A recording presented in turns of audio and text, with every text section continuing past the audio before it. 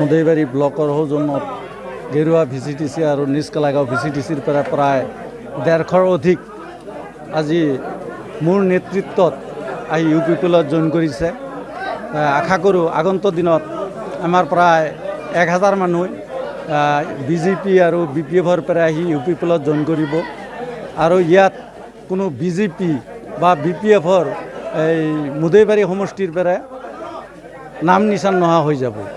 আগন্তুক দিনত যে আমি ইয়াৰ পৰা আমাৰ কেণ্ডিডেট জিকাম আজি এইটো সংকেত এটা পাইছোঁ। বিশেষকৈ জাতি জনগোষ্ঠী সকলোৱে আহি UPPLত যোগদান কৰি আছে আৰু আগন্তুক দিনত সকলো জাতি জনগোষ্ঠীয়ে জইন কৰিব।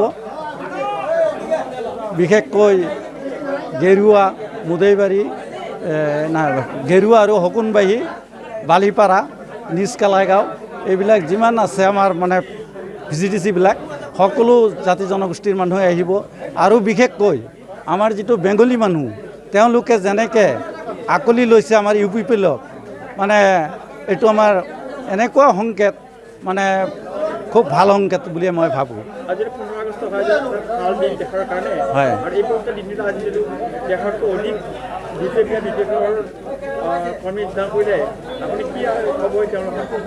চাক আজি 78তম যি স্বাধীনতা দিৱসৰ দিন আজি এই শুভক্ষণত আজি UPPLত আহি যে আজি প্ৰায় 150তকৈ অধিক মানুহে জইন কৰিছে তাৰ কাৰণে আমাৰ UPPL দলৰ ভাল লক্ষণ। মানে আৰু আগন্তুক দিনত যি প্ৰায় হাজাৰ হাজাৰ মানুহ জইন কৰিব আমাৰ UPPLত এইটো একেবাৰে মানে 100%। লগত আমি যোগদান কৰিলোঁ UPPLত আমি যোগদান কৰি আজিৰ পৰা আমি পূৰা যিকোনো কাৰ্য আমাক মাতিব তাতে যাম আমি।